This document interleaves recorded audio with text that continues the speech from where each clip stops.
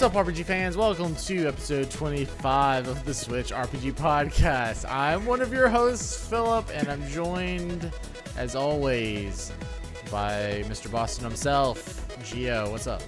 Mr. Boston. Well, today is the beginning of the NHL season. It is the 3rd.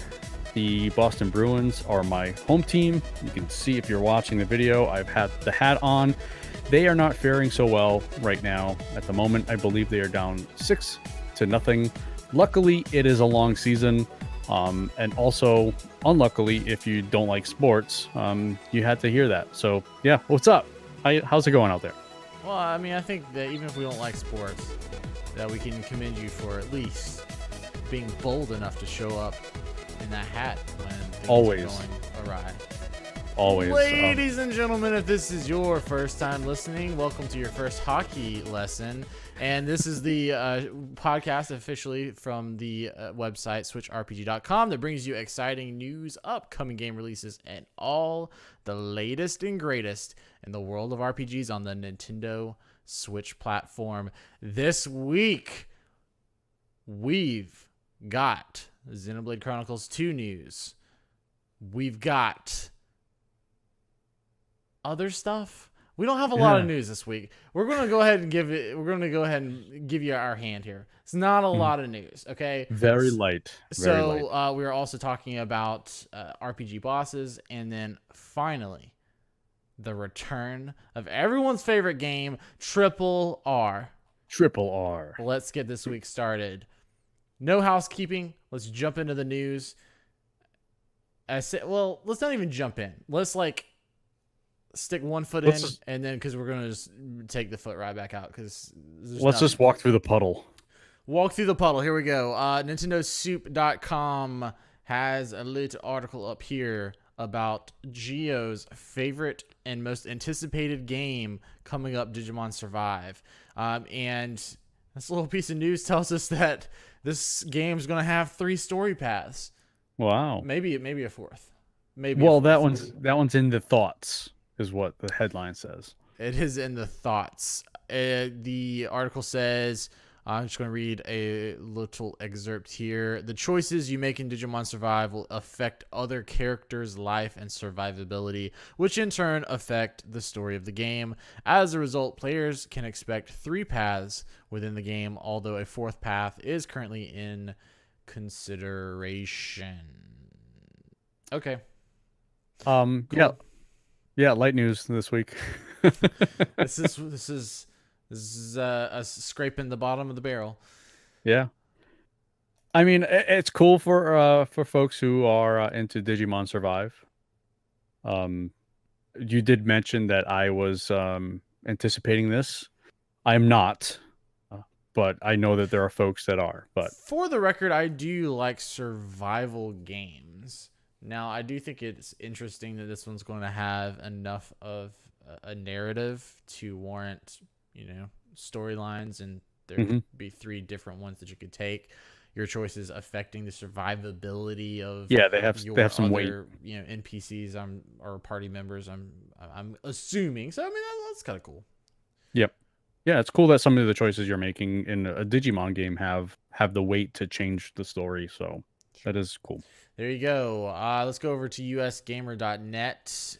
They report the Xenoblade Chronicles 2's sales outside of Japan were much more than Monolith Soft ever thought they would be. So this is good news. Read you a little excerpt here. It's good to be a JRPG on the Nintendo Switch, according to Monolith Soft executive director Tetsuya Takahashi. Xenoblade Chronicles 2 and its recent DLC, Torn of the Golden Country, surpassed Monolith Soft's commercial expectations, especially in the West. The success of Xenoblade Chronicles 2 means a Xenoblade Chronicles 3 isn't out of the question. We never thought it was. Though Takahashi isn't prepared to say what Monolith Soft is working on next, of course. Now, sure. I think we both think it's not the next thing isn't going to be Xenoblade Chronicles 3, but it's certainly likely that will be coming at some point. This isn't news. We knew. I mean, we knew even before Torna the Golden Country came out, we knew that Xenoblade Chronicles 2 performed very well for the kind of game that it was and for the level of game that it is. So Yeah. So it's they're kind of acting like Square Enix, where they just weren't expecting the numbers on this side of the ocean at all. Yes, but I feel like in a bit more sincere way than Square. I think Square didn't expect it because Square has their head in certain spots, and Right. I feel like Monolith Soft is an interesting spot because Xenoblade Because they're Chronicles. exclusive. Well, they Oh, are only and if you look at their recent game history, right? So Xenoblade Chronicles, I mean, there are a lot of people that love that. It was on the Wii. It was a successful, RPG. But then Xenoblade Chronicles X, some people played that, and I'm only saying some because it was on the Wii U that nobody had. So, I mean, you're talking about an install base for the Wii U that was a fraction of what the Switch is already. Right. And so then a fraction of those Wii U owners played Xenoblade Chronicles X. So you're launching Xenoblade Chronicles 2, Properly. And yeah, and so like your trajectory for your series is Xenoblade Chronicles, the first one, and then X is like an offshoot sort of different style of game, not in the main series. Now you've got a 2. On a brand new system. Remember, they're developing this for the Switch, and nobody knew what the Switch was going to do. It was an unknown quantity. We had a lot of people now jumping head over heels onto Switch because they weren't going to before, because nobody knew if this was Nintendo's last breath effort at at hardware. So Yeah. I think Monolith Soft, they were probably conservative for rightful reasons. So Sure. it's good to know that they were exceeded. Right. I hope they take the path that Bethesda's doing with Xenoblade Chronicles, where they're just starting to integrate possibly a new series. So maybe have the new series, and then the next game be Xenoblade, and then the next game be that either another series or an expansion on this current new series that they work on. But I also hope that they remaster Xenoblade Chronicles X, because it's a good game. It's very much an exploration RPG. But I mean, you're right. Not many people got to play it, and it's too bad because it really is good. It really is good. I totally agree, and I love that analogy. Let them be the Eastern, the Japanese Bethesda. I think that's a wonderful analogy, because from a couple different angles. I like that you're bringing up what you meant by Bethesda. This is what I'm thinking you meant by Bethesda, is how Bethesda has Elder Scrolls, then Fallout, Elder Scrolls, Fallout, right? They've got Xenoblade Chronicles Number, Xenoblade Chronicles X, Xenoblade Chronicles Number, presumably Xenoblade Chronicles X2 or whatever they want to do. Yeah. I think that's a really smart move, because you never really burn out on one series. We don't get the annualization. We don't get the burnout, because every other entry is a little bit different, or it's going back to a certain style, right? We're not burning out on fantasy, because we know between Elder Scrolls games we're getting guns and an apocalyptic setting, so that's cool.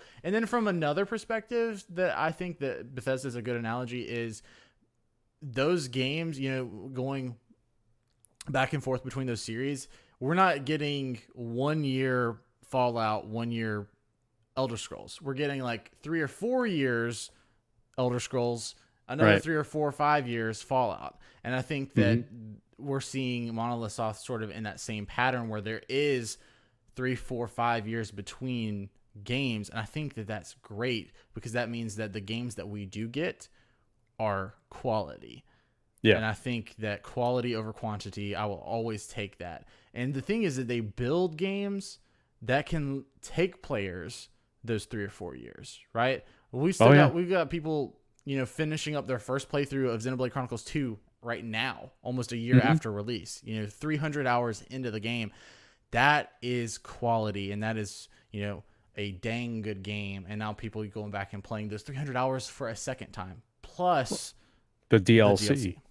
Yeah, the DLC alone is about 50 hours, which is unheard of. Mind blowing. Yeah, you don't hear about that at all. So Monolith Soft right now has probably got to be one of my favorite developers for at least for the Switch, for sure. Yeah, and I think going back to what you're saying about a remaster for X, I think it is totally not only within the realm of possibility, but I think that it is a strong uh, probability. I would say it's a Mhm. probability. I mean, they already have a history of remastering. They brought Xenoblade Chronicles 1 from the Wii to the 3DS. Mhm. Or I Yep. guess it was the new 3DS or whatever. So there is a precedent there for it. And then I also think that as you alluded to, the game play style of X, the exploration game style, I feel like that fits so well on the Switch. We saw it with Breath of the Wild. Yeah, you can The take it away from your house, take it away from where you mainly play it, you know? Exactly. It just the being able to play it in your hands or on the TV for some reason in this little box, the fact the thought of having an entire world in here is just really really neat to me. So I would Mhm. take any open world game on this thing, and so I think an explorative game like X, I would eat that up so much because I didn't play it. I didn't have a Wii U, so The all for majority it. of Xenoblade Chronicles 2, I played handheld. Don't tell my boss, I played it at work. So, Great. I mean, yeah. So yeah, and that's the best thing about the Switch is that you can continue to play anywhere. It extends your play. You play throughout the day. It's perfect. It's really perfect. Yeah, so prepare yourselves for more Xenoblade Chronicles in the future. I think that's a very good thing. And I mean, like I said, that was news slash no news. Everybody knows that's coming. Xenoblade Chronicles 3, it's gonna happen at some point. Mm-hmm. All right, last piece of news. Yes, you heard me correctly. Last piece of news. No hour-long news segment this week, everyone. Aw. Is and this isn't even Switch news. This is literally scraping the bottom of the barrel. Okay, we're trying our best. We're doing what we can. NintendoLife.com. They're kind of scraping the bottom of the barrel, really, so putting this up there. NintendoLife.com uh, posted this little story. This is a leak, okay? It's not I won't even really classify it as news. I don't, but it's not really a rumor because we know Geo hates Not at this rumors. point. Yep. He hates rumors, but it is a leak of a trailer for a third-person open world Harry Potter RPG. Yes, Mm-hmm. all those words were in the same sentence. It is a thing. There is a lot of evidence for it. If you go look at the Nintendo Life article, you can no longer see the video as it was taken down. Like I said, this was a leak. So we should be seeing some sort of announcement from Warner Brothers fairly soon for an open world Harry Potter RPG. You take control of a new student Right. of Hogwarts, and there you go. I guess the world of Harry Potter is now alive and well, and more than just your AR smartphone game, you know? Mm-hmm. So, I mean, that's pretty cool. That's pretty cool. I mean, Harry Potter, while it's never really been my franchise, Harry Potter's a huge IP, huge franchise, and one that hasn't been represented in a video game to its full potential. I mean, Mm-hmm. I know a lot of people love the Harry Potter Lego games, but like it, the setup of This is Harry Potter is it needs a good video game. it lends itself to a good video game, the story of Harry Potter, I think, and especially an RPG. Well, and okay, so I'll say even if the story itself lends it, I'm happy that this doesn't seem like it is the story. This goes Right. back to, I think, a couple of episodes we were talking about how I like when video games or video game movies, like if you're jumping mediums, don't feel like you have to tell the same story because that Right. story was written for that specific media. Mm-hmm. It was written for a book or it was written for a movie. Okay, well, now if you're telling the game, it may not translate that well. So I feel like we're not playing as Harry. We're playing Right. as possibly, I guess, maybe you name Your your own own character. mate. Maybe, Yeah. maybe this is like sort of a full-on Western RPG. We'll talk about Western RPGs in a bit, a little bit of foreshadowing there. But as far as this being an actual Switch game, we don't know at this point. We technically don't even know what platforms it's going to be on, but presumably it looks like PS4, Xbox One, definitely. It definitely has the look and quality of a PS4, Xbox One game. So yeah. But I like I said, Harry Potter to me is a big enough IP and a big enough, like, we've never really gotten a true Harry Potter video game. I thought this might excite some people. So if Yeah. that's your thing, then congrats. Congrats. It looks kind of cool though. I mean, I'm again like you. I'm probably even less of a Harry Potter um, person. But it does look it looks interesting for sure. Well, I'll say this. When I first saw the trailer for the Harry Potter AR game for your smartphone, I was like, wow, this looks great. What is this? Oh, wait. It's like, Pokemon Go or whatever. And I was like, that's not for me. I'm still playing Pokemon Go. Oh, that's great. You actually live in civilization. I live out in Oh, the middle of the woods where, oh, okay, I can go like catch a Pokemon from that bush. Let me go tell my friend, oh, wait, I don't have any because nobody around here knows what Pokemon is.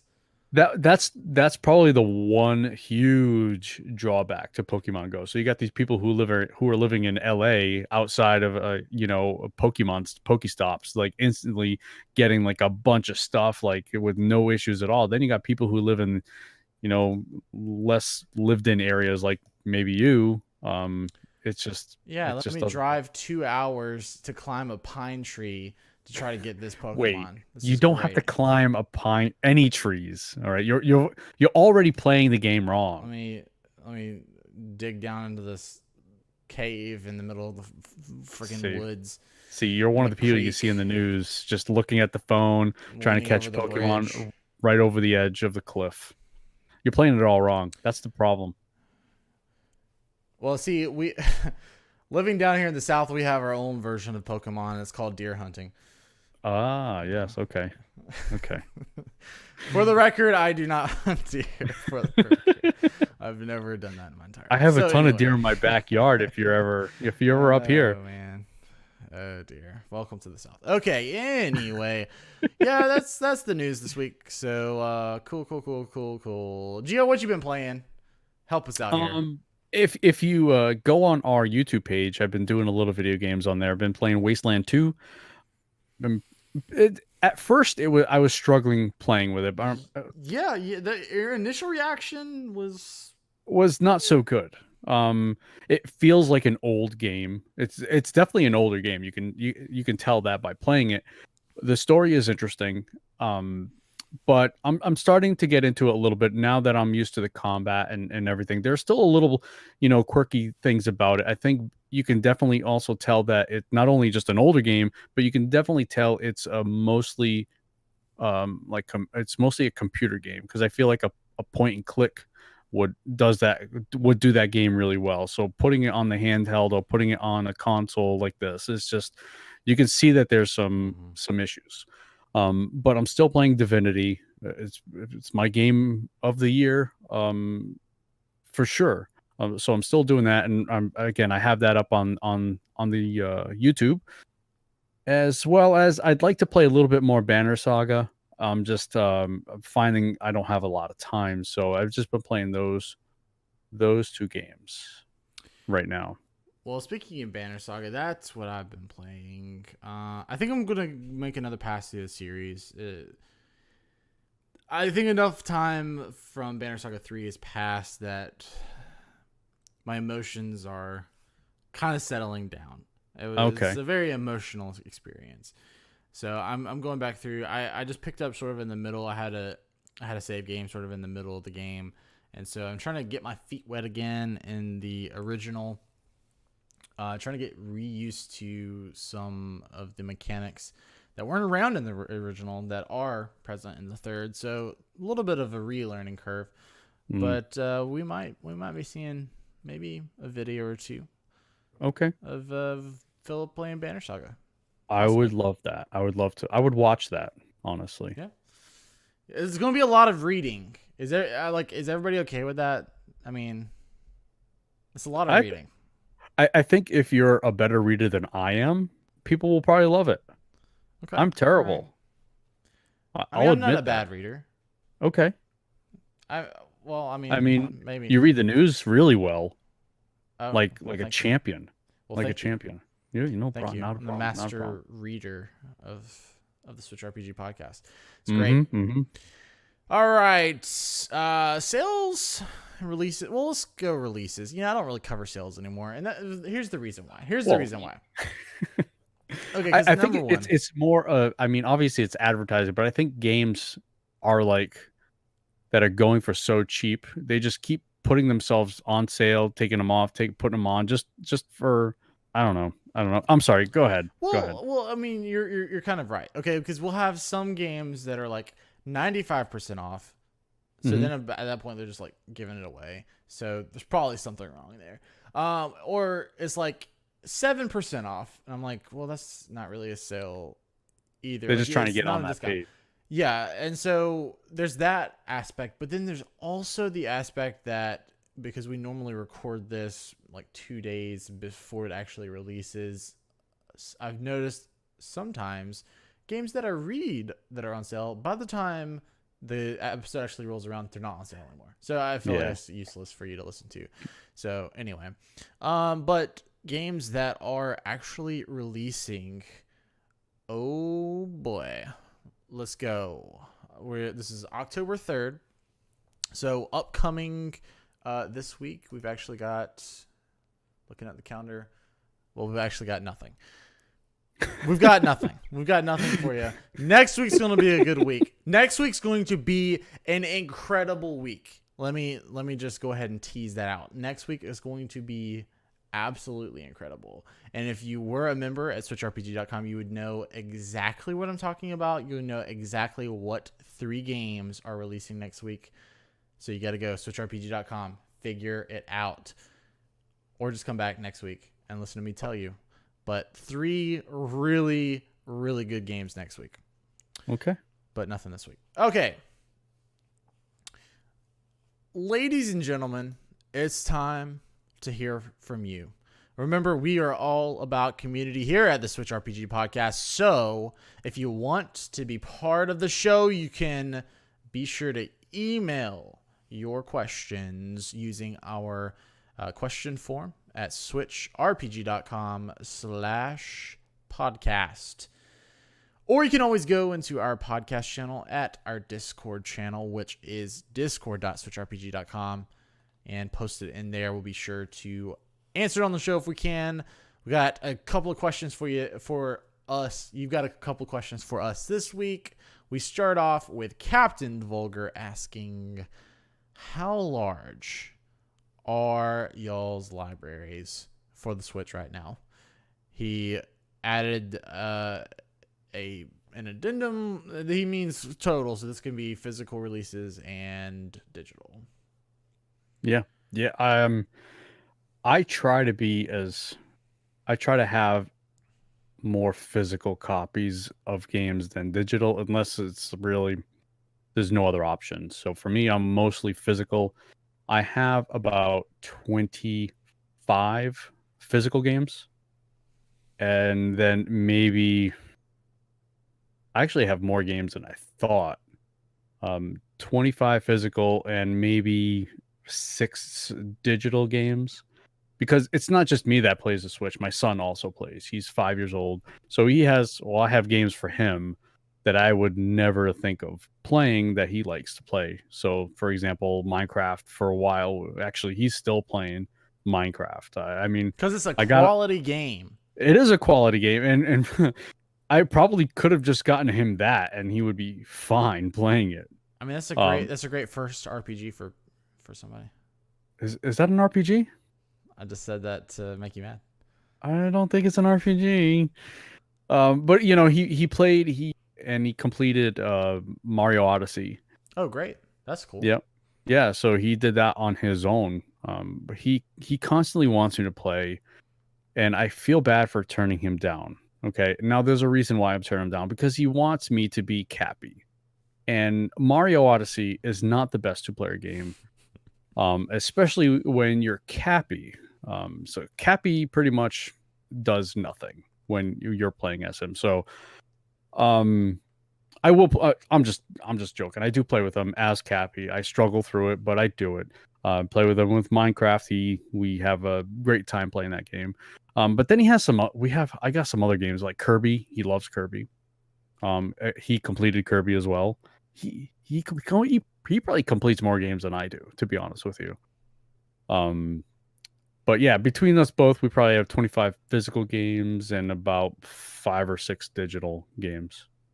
So Here is my entire library. There's your social security numbers yeah, there. it's right there. That was great fodder for the audio folks. I just flashed my Switch to the camera. I have about 23 games. All digital. In fact, ladies and gentlemen, I bought my first physical Switch game last night. Oh. And it was actually the Kirby game. Okay. I did that because I was actually at a GameStop because we were in the mall, and it was a spur of the moment purchase because my girlfriend said, "Hey, I remember playing Kirby back in the day. I'd play that." I said, "Well, it's multiplayer. I'll get it if you'll play it with me." So we're gonna play that game. There you go. There you go. Perfect. You get a game that, like, if my wife ever said that, I would just buy. I was like, all right, I'll get 3 copies. Yeah, I would buy like 10. Okay, how many do you have? I'll take them. She was like, yeah, I remember playing Mario too. I was like, okay, well, I'll get Mario as soon as I can. We're getting Nintendo Online. They got Mario on there. Yeah, there you go. She's like, I used to play. Because she was like Crash Bandicoot. Oh, I played Crash Bandicoot. Is that the racing one? I was like, oh no, that's not the racing one.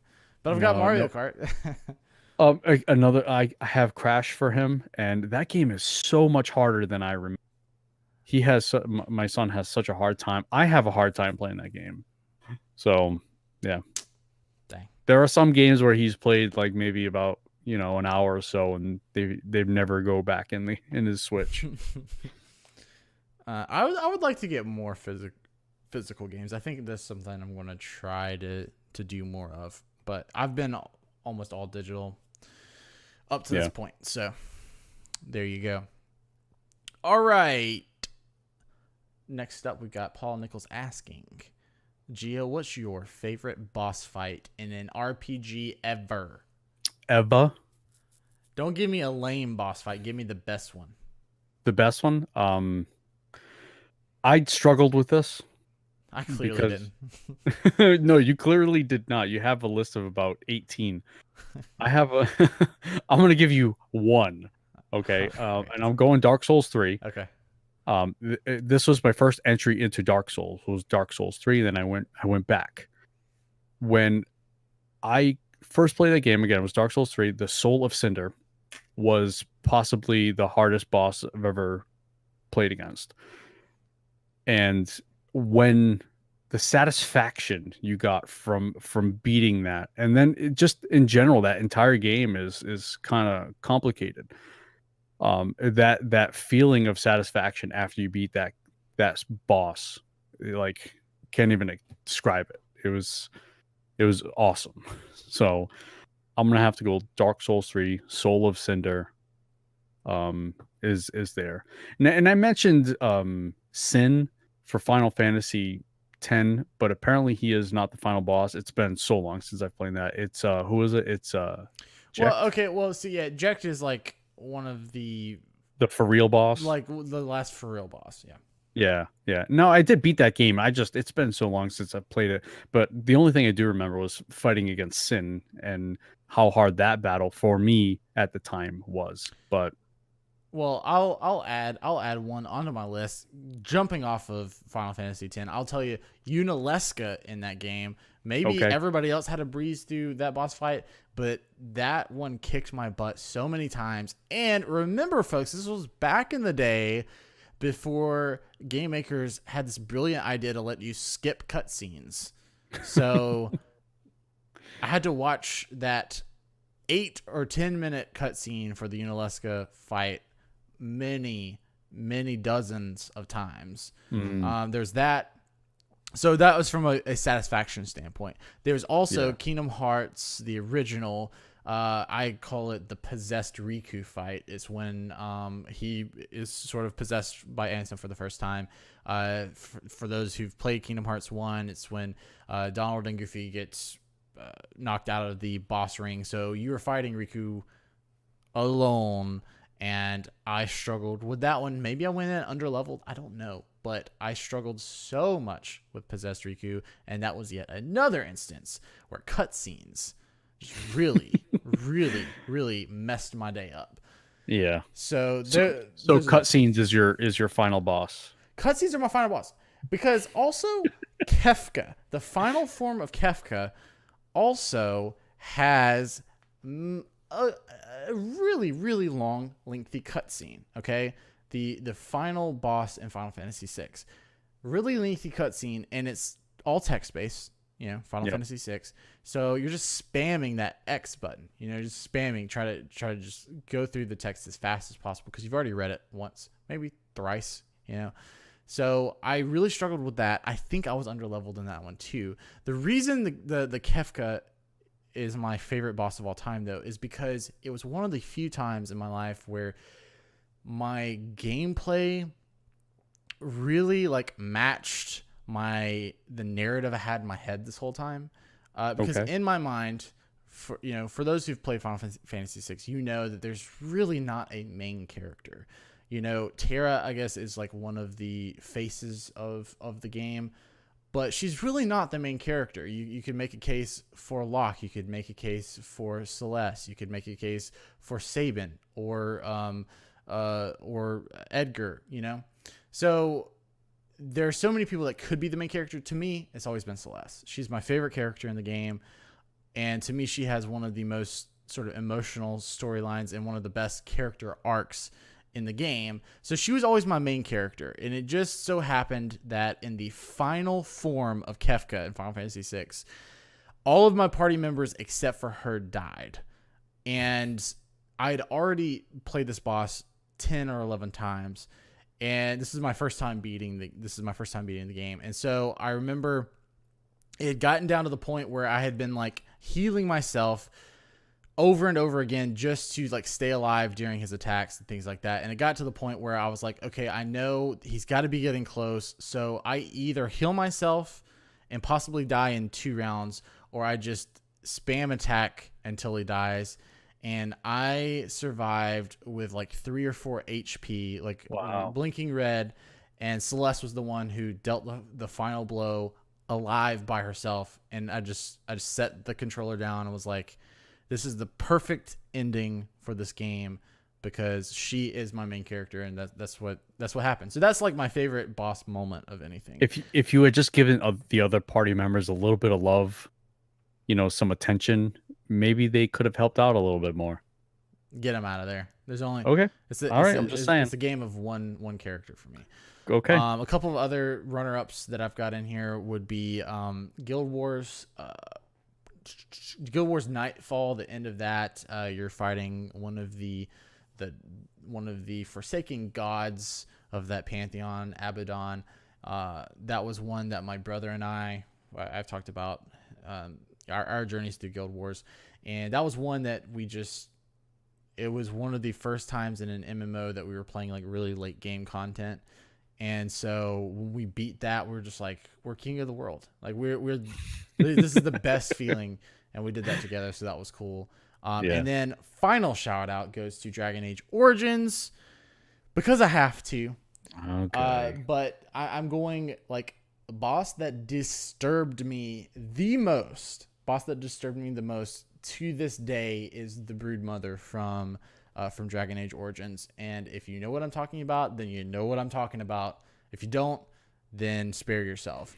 But the backstory behind that, like if you read, and I know you get a lot of this in like Dark Souls and stuff too, right? So like if you read like the texts and the surrounding area, you learn like the backstory of this boss, and it is so scary and disturbing. If you play this game with headphones, it is one of the creepiest experiences I've ever had in a game that wasn't like a horror game, that wasn't like PT or something.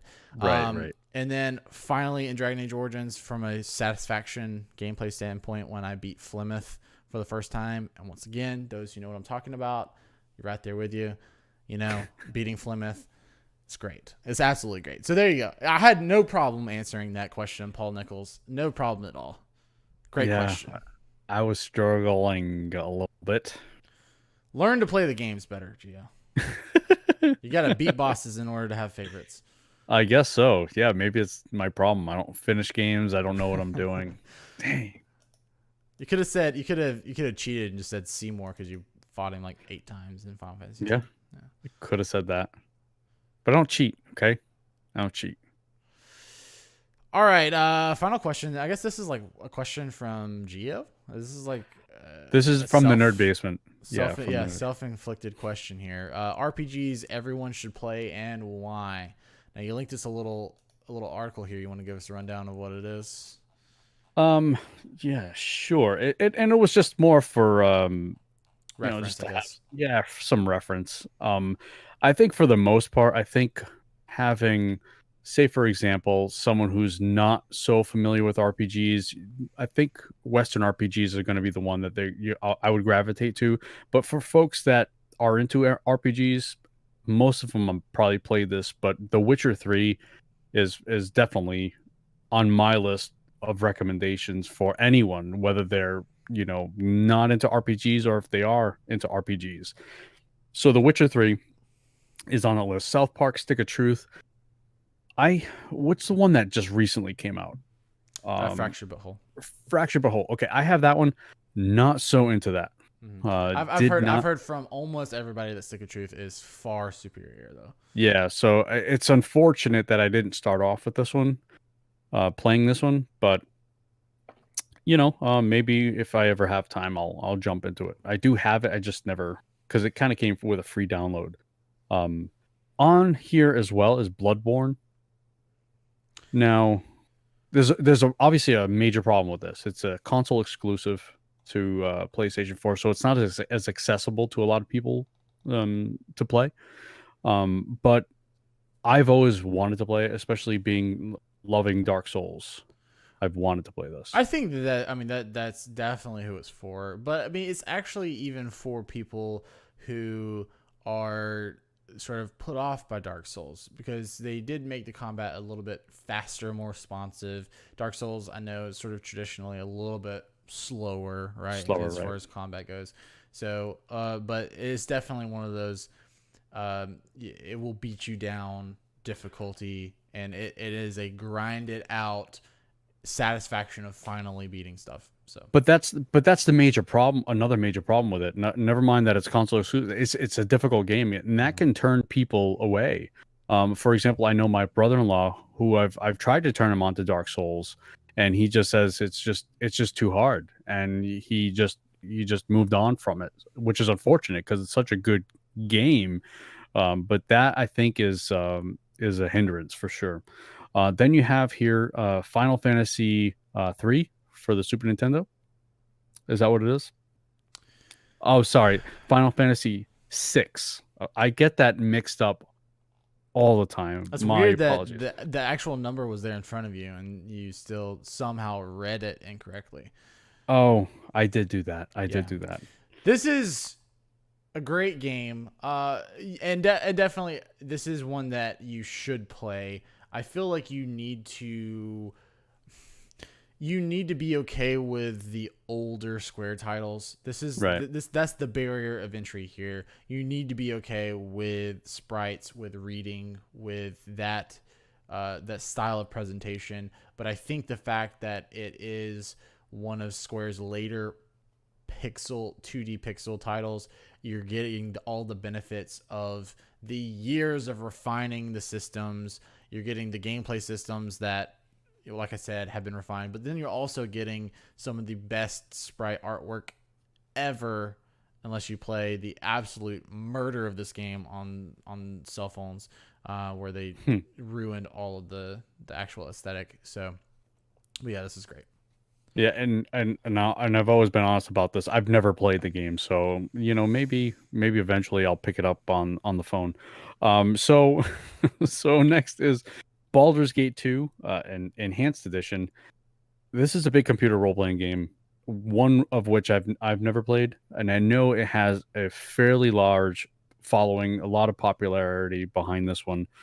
But from what I've been told, it's just a very lengthy game. So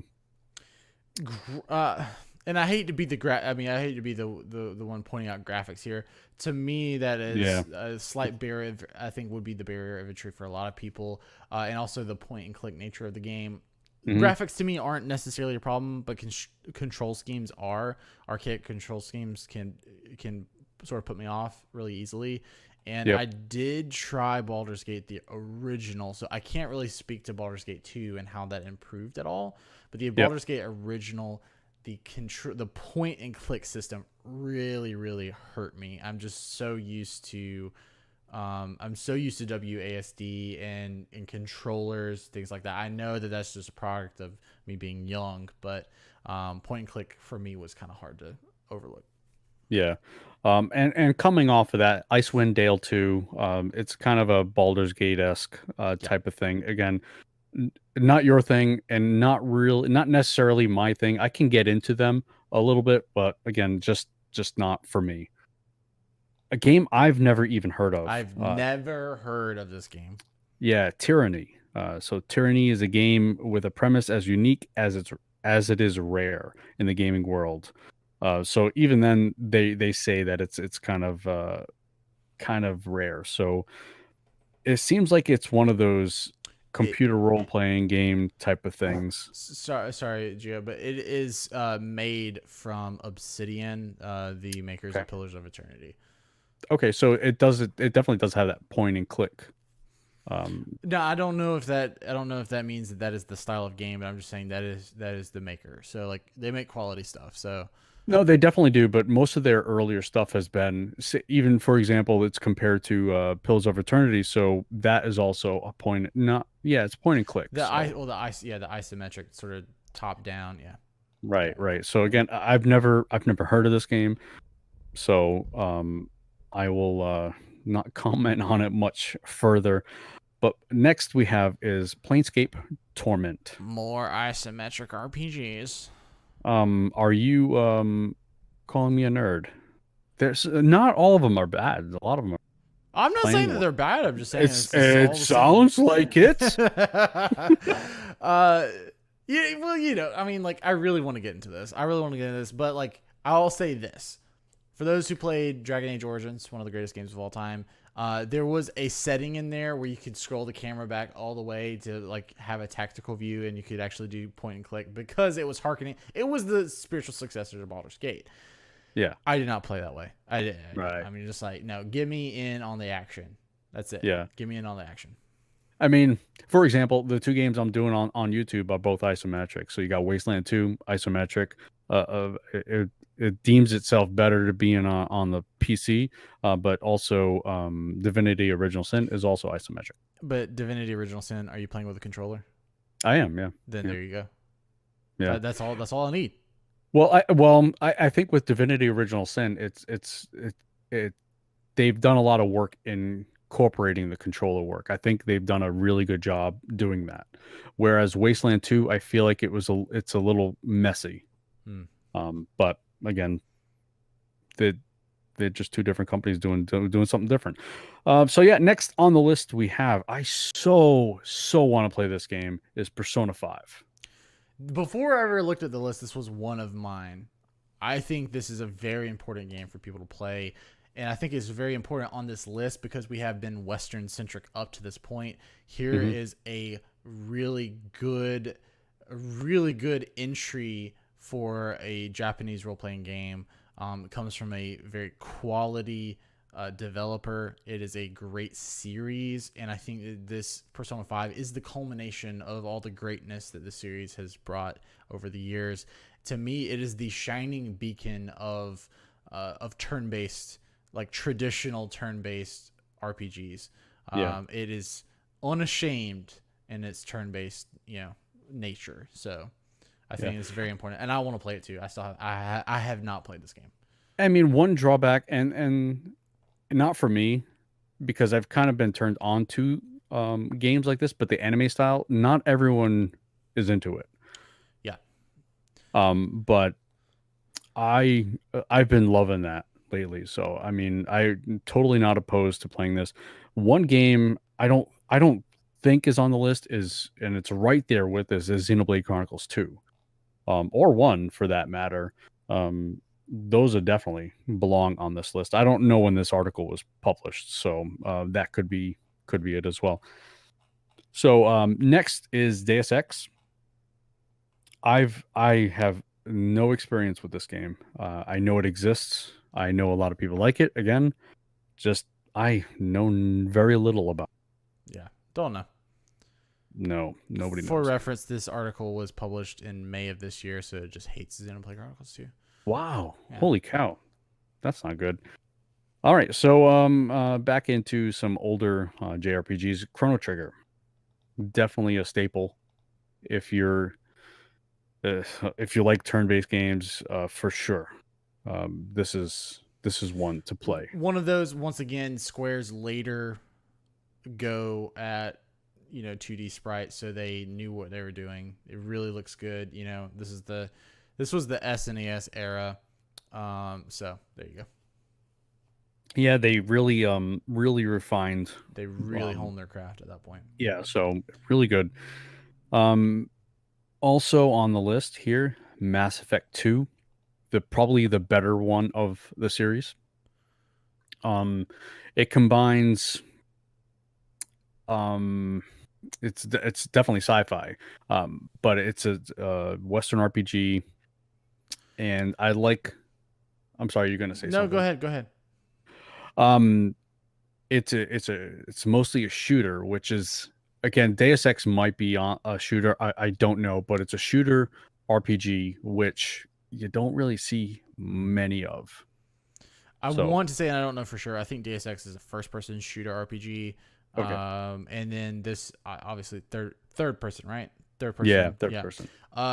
From what I've seen, watching sort of extensive videos and Let's Plays and reading blogs and stuff like that, from what it seems, Mass Effect 2 was, as is the case with a lot of series, the first game is a first, and then the second game really, really improves upon all the systems. It really hones a lot of things. That seemed to be what Mass Effect 2 did for Mass Effect 1. But then they went into Mass Effect 3 and that's what I was going to say is that, and the other thing that Mass Effect 2 has going for it is that it did not have the bad ending of 3, and it did not have the just garbage pile of Andromeda. So Andromeda was just a catastrophic failure. The developer that made it, that division of is it BioWare? Yeah. Is not even around anymore. They just totally abandoned ship, and unfortunately they came out with this product and not supporting it anymore. Mass Effect fans didn't know how good they had it in Mass Effect 2. I guess not. All right, so moving forward here, we have Star Wars Knights of the Old Republic, kind of in the same vein as Mass Effect. And just for the record, this is, according to this list, this is 2, the Sith Lords. Oh, I'm sorry. I don't know. I like them both. I liked one. They're both a little bit different, but there's some turn-based in this that some people might not like. But I'm a fan of Star Wars, so I really, really enjoyed it. I like the fact, like you had said with Harry Potter, just because it's a Harry Potter game doesn't mean it needs to have Harry Potter and his little friends in it. So this is perfect. This is before everything happens. Mm-hmm. So I, really, really good. I I never played 2. I played a bit of 1. When we were talking about graphics is not a barrier for me, but can like archaic systems and control schemes are the it it was a huge leap for me going back to the original KOTOR. So Yeah. I'm curious to see if KOTOR 2 would have any updated systems.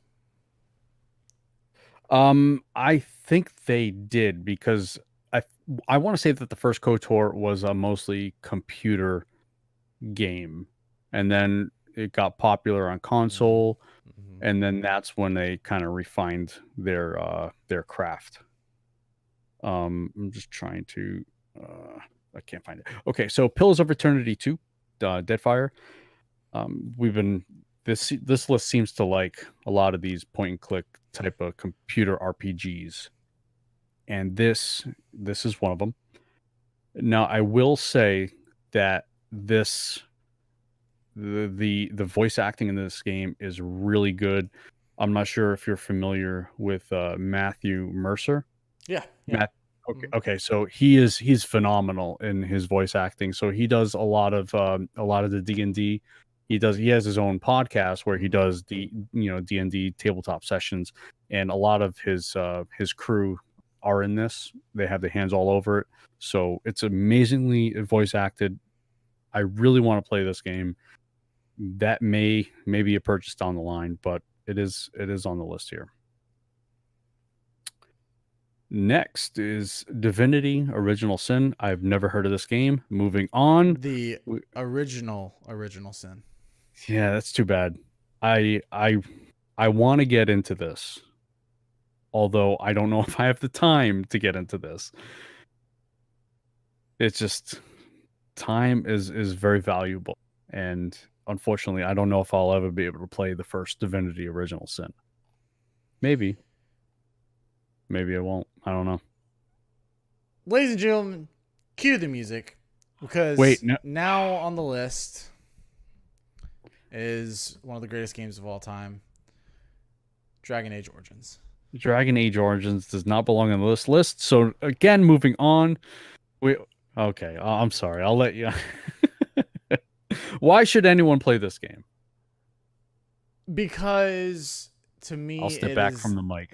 to me it's one of the ultimate it's one of the ultimate narrative games. And I feel like it gives you so much choice for the amount of narrative there actually is.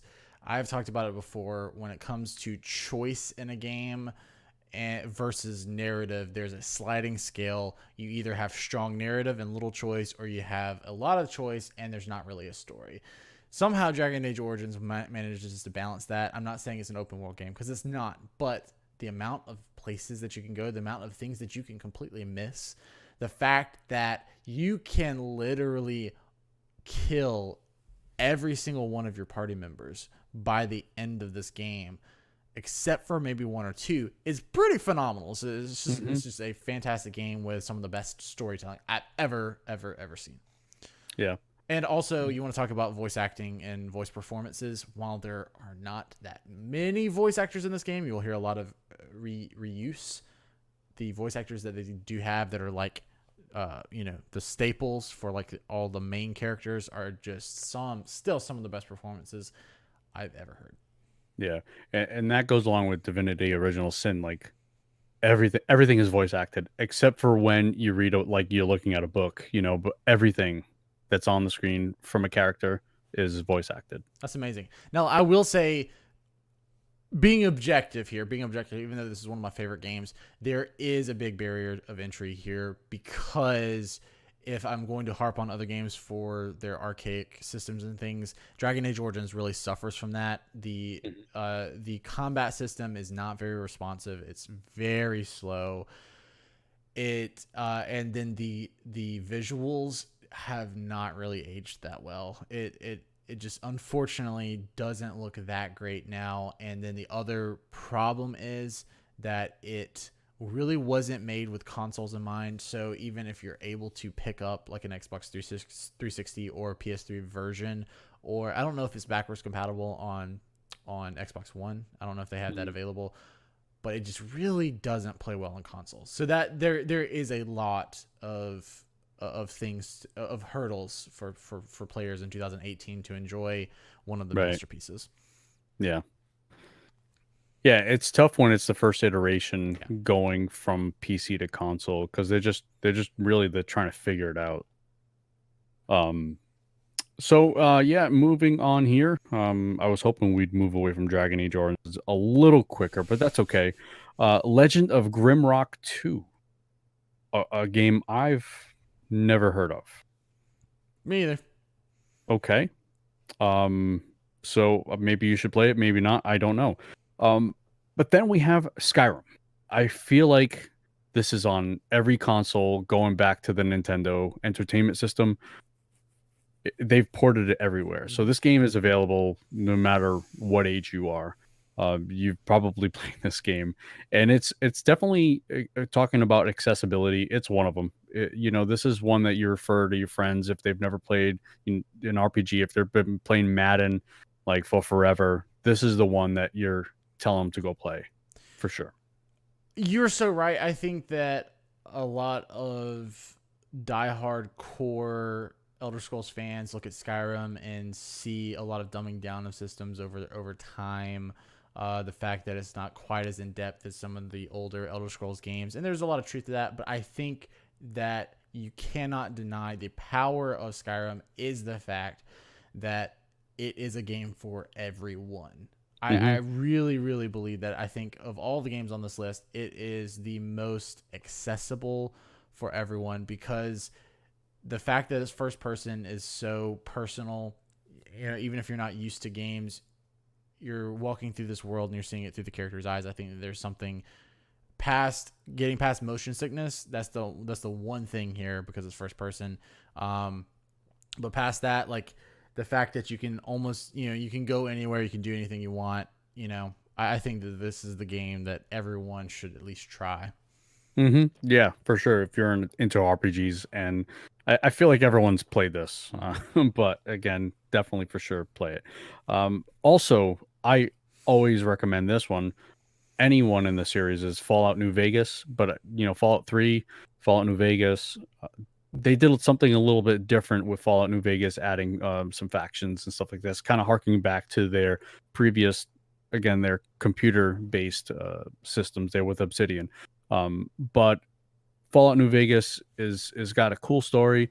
The setting, I prefer the DC setting in Fallout 3, but Fallout New Vegas, it's on the same level for me, anyways, with Skyrim. I don't know. I've never played New Vegas. I played 3 and I played 4. Okay, well, I think Fallout maybe not for everyone. It may not be for everyone, but I don't know. I like the post-apocalyptic world that Fallout's made, and this is definitely one to be played. And then last on the list, and I'll say it right now, I've never played this game. I've heard a million things about this title, just never played it. Xenogears. I feel like this is a weird one for the list. I mean, Yep. Well, it depends, like, because if we're talking about brand new players to RPGs, what should they play first? That's definitely not this. But if we are thinking about this, like every RPG fan should play these games, then I could see why Xenogears is on the list. It is just an absolute classic game. And I mean, if we're we both love Xenoblade Chronicles 2, we wouldn't have that game without the predecessor Xenogears. The thing about it is that it's very well documented that the game was unfinished. The second disc is the last third of the story. You're just watching through cutscenes, so that's why I just think it's kind of an odd one. I mean, I'm surprised that this is on there before something like Final Fantasy VII. I don't know. Well, you had mentioned dated graphics, and Final Fantasy VII. While it's very, very popular, the graphics didn't age well. Yeah, you're so right. You're so right. Yeah. Do you have something in your eye? Yeah, totally. Okay. Oh, good.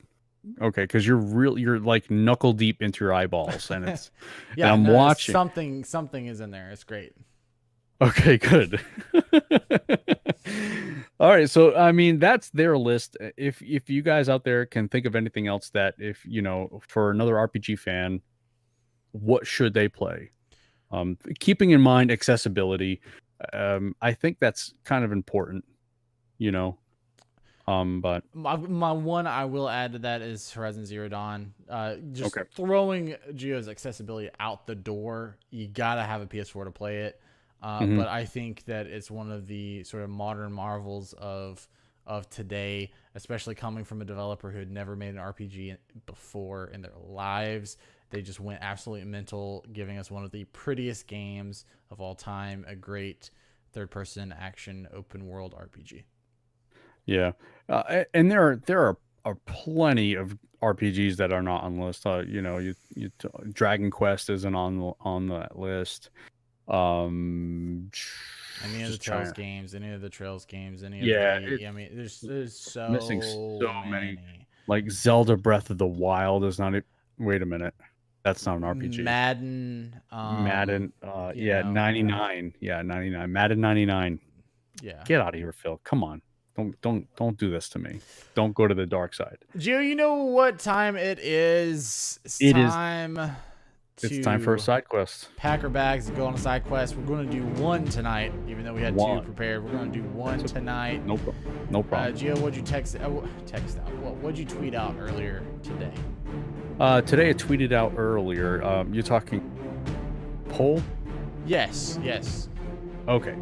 So given the choice whether or not to play evil or good, say for example in dialogue options or just the complete playstyle altogether, what do you do? Do you play good? Do you play evil? Are you kind of somewhere in between? Does it really depend on the given choices? Yeah. What do you do? Gio, I must confess. No matter how hard I try, I cannot go evil. It's Yeah. something that I literally try to do, and I just can't bring myself to do it. I always have to play the sort of paladin guardian character where Yeah. you know I'm giving all the best responses, and if I do play an evil character, it is just a single run through like of a game I've already played, and I just want to see something else. But that is just like my diversion, you know, into that. But my like canon every time has to be good. And I feel like that's just the nature of people. Not everybody is evil. So, you know, again, with role playing games, you're going to put yourself into the situation. And most people are inherently good people. Most people. So, and that's kind of exhibited in the poll. I mean, so far right now, there are 61 votes. I didn't put this up too long ago. It's got 17 hours left. Okay. So right now we're at 44% good, 10% evil, 15% kind of mixed, and then 31%. It's kind of a high number. It really depends. So it depends on the situation. Now I actually brought this up because I'm doing an evil playthrough with Divinity Original Sin, and I mostly play for the most part I play good. So it's really fun and interesting to have that different aspect, to be evil, to pick those choices, to, you know, pickpocket more, to do all those evil things. It introduces a whole different play style of playing a game, and it's kind of fun. It is really fun. I'm not an evil person. It's just fun to play. Okay, don't judge me. Do not judge me. So, you know, if I had to pick in this poll, I would have to say good for the most part. But, you know, having played this evil, I'd like to give it a shot in other games. Now, I think for the most part that other games don't allow for that creativity to play fully evil. So you know you got or they just make it insanely difficult. Like say for example, in Skyrim, if you start stealing, if you start doing all those bad things, entire towns will go after you. So it makes it very hard. You just gotta get better at it. Oh Just don't man, get are you caught. saying like yeah? Well, that can if they find like a stolen item on you, sometimes they'll get you. So some games just make it really hard to have an evil playthrough, and maybe yes, maybe I'm not that good, or I am getting caught, but it was just fun to see what other people are thinking. Yeah, that's great. And I will say this, that for those who know just how much I love Banner Saga, I will say the Banner Saga series was very difficult for me because it is a game that I encountered where you are not necessarily choosing good or evil choices. You are choosing the hard choices. And so you can be choosing something you think is the best option, and yet you still let 400 people die. So like it is a game Yeah, that no matter sort of what you do, something bad is going to happen because it's realistic. It's like we're in a terrible situation and there are no right options. And so yeah. like There's that no was a good game outcome. that over and over I'm just like, well, now I'm going to have to live with that forever. So that was tough. But it was great. Yeah, cool. All right, ladies and gentlemen, we'll save our triple R because it's a good one. We'll save our triple R for next week. Gio, let's go and wrap up episode 25. We made it. We made it. We made it quarter to 100. Look at this. Holy cow! And to think, half a year. it's been half a year. I mean, basically, right at it. Yeah. Yeah, you suffered with me for a half a year. You deserve like a raise. Everybody deserves raises for listening this far to 25 episodes of the Switchrpg podcast. Thank you, everyone, for listening, for sticking around. It's meant so much to both of us. I know something we talk about throughout the week, just how excited we are to get back in here and record another episode. And it's humbling to know that there are ears out there listening to us for an hour a week, sometimes longer. So thank you so much. Give yourselves a round of applause. That's great. Here's to our last 25, and here's to 25, then 250, and 2,500 more. So there we go. Oh, easy. So that Gio's beard is old and gray. It's getting there, man. Thank you so much for listening. Remember that you can send your questions to us through the form at switchrpg.com/podcast. Remember, you can catch this show each and every week on your favorite podcast app, including iTunes, Google Play, Stitcher, Spotify, and more. If you're listening on one of those apps and want to help us out, the best way you can do that is actually to head over to iTunes. You can just you don't have to have an iPhone. You don't have to have a MacBook. You can just go to iTunes website. You can Google switchrpg.com. You can Google Switchrpg podcast, iTunes, and find our show through the iTunes website. You can leave us a review on there. That helps us out tremendously. Even if you're a Stitcher listener, leave us an iTunes review. That would be amazing because iTunes is what runs the business. Ladies and gentlemen, remember you can head over to switchrpg.com for all of your RPG needs on the Nintendo Switch platform. Until next week, all go and bow down to the greatness of Dragon Age Origins. Whoa, really? We doing this? We're doing that. Whatever. Goodbye. Bye, everybody.